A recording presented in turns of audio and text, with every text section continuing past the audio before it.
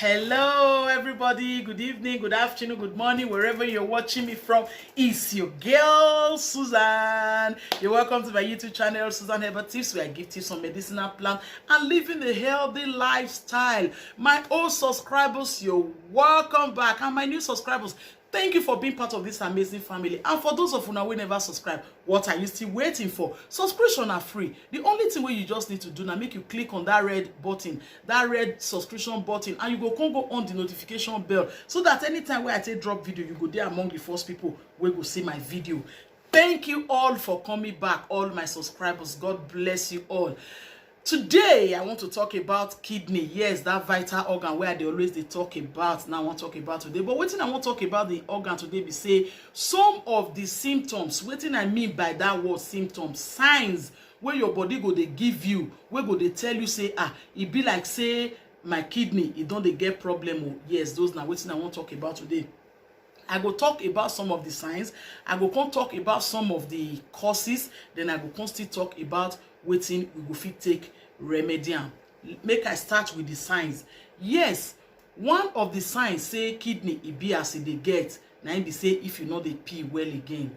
You know say I talk am before say na kidney na im dey responsible wey dey produce urine. So if you come see say that pee e no dey come like that again, make you know say e don't be as e get. Maybe e no dey do the work wey e supposed to dey do. Secondly, maybe you dey feel some pressure for your chest region, or na pain. Yes, that one has still some sign of say maybe the kidney e be as they get to, or irregular heartbeat. Your heartbeat go just the beat, the rhythm no go normal. Yes, you go know say e be like say something don dey wrong with the kidney, or you dey get retention. Your leg go dey carry swell. If it be say na heart problem be that, but it still be say na kidney problem be that. Say maybe when your leg go come swell, when you go shook hand put like this, the thing go deep. E go come back again small. You go know say yes, that one e be as e get to. If you come deep hand like this for your leg, you see say as you deep hand, the thing not get hole, e bounce back. Yes, it means say everything dey okay. Say maybe na because of say you no waka or no exercise, na make that water retain for them. So maybe weakness too. Maybe you dey weak. Yes, that na still some sign of say it be as the kidney get to. So now, if you get all these signs for your body, what you supposed to do? Now make you go see your doctor, so that he go know wetin they do. He go know the stage where your kidney dey, because this kidney problem we dey talk today, it can be fatal. When I say fatal, it means say if it kill person. But some of this CKD, it can be reversible. Some cannot be reversible. Wetin I mean by that word CKD, na it be chronic kidney disease. Now wetin medical people they call am, na it be that too. It can be deadly if it kill person. They feel reverse and back. The one way they no feel reverse back, they could come, they tell you say, see what you go they do, or see what you know what they do. But all hope is not lost. If any category, any of this one where I name, so you belong there, no worry. Things go there where you go still do, where go come make everything they come back again. So secondly, people go come they ask say, what did they cause this kidney problem? Yes, number one wey me get for my list na dehydration. Yes, say we know they drink enough water, especially for those of us where they live for this cold environment. We go feel say we know they dehydrate. No, we dey dehydrate well. I felt talking for my other video, or maybe you dey stay inside AC. You go feel say no wahala dey. Water hungry, you no hungry, you drink am. It's water on its own. Now medicine to our body. So whether water hungry you, water not hungry you, drink water. Maybe you get liver problem, because una know say liver and kidney they work hand in hand. So if the liver can't be as it get, it go come dey affect kidney. Una know say I tell una say all this our body organ, all this our vital organ, they are all interconnected. Once one don't get fault, the other one will come dey misbehave. The only no go come dey fit do the work wey two of them supposed to do. That na number two. Number three, maybe you dey take over the counter drugs. Wetin I take that one mean? OTC. Say you dey buy medicine wey be say they no dey use doctor report take go take dey buy. Na they call am the counter drugs like paracetamol, ibuprofen, aspirin, painkillers. You know, all those medicine they do a lot of damage to kidney. Maybe those people wey still dey on a lifetime drug, like people wey dey take drugs for retroviral, people wey get HIV wey dey take lifetime, or hypertension, people wey dey take medicine for hypertension.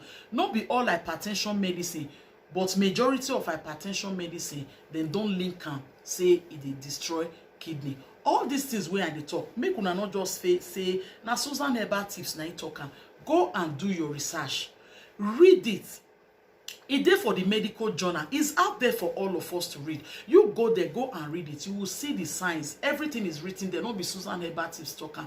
My own are just to bring out to our awareness. You don't watch and reach this level. You never still consider make you go subscribe.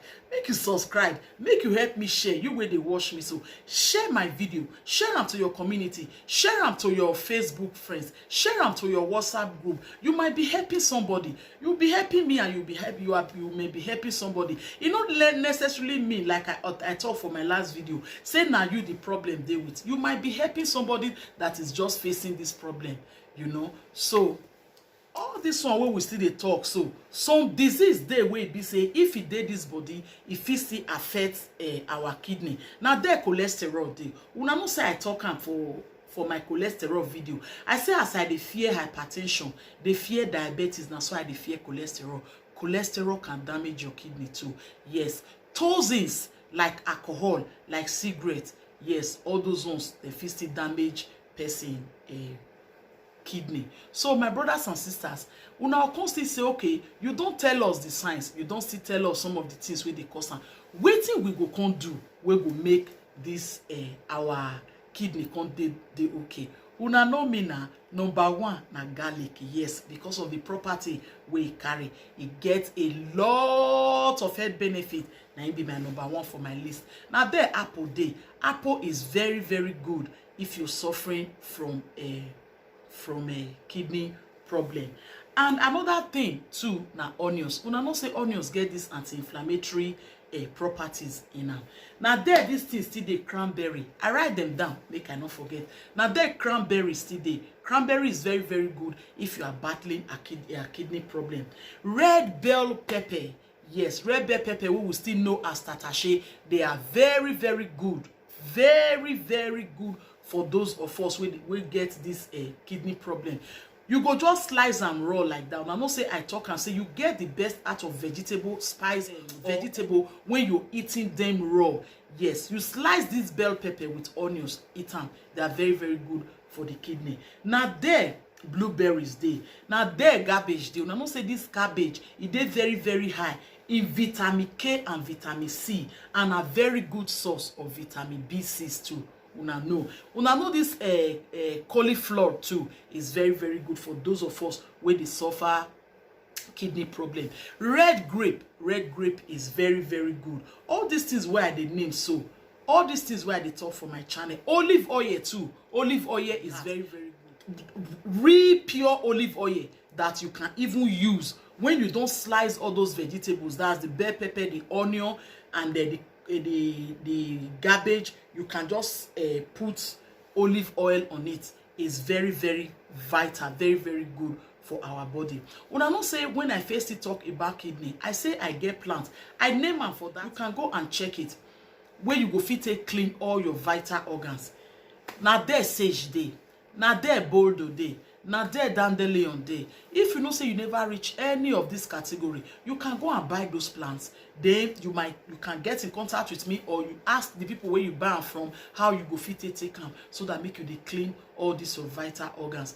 This our vital organ where they talk, so they not be spare parts. Though when some day bad, they will say okay, they should be transplant. They not be like car.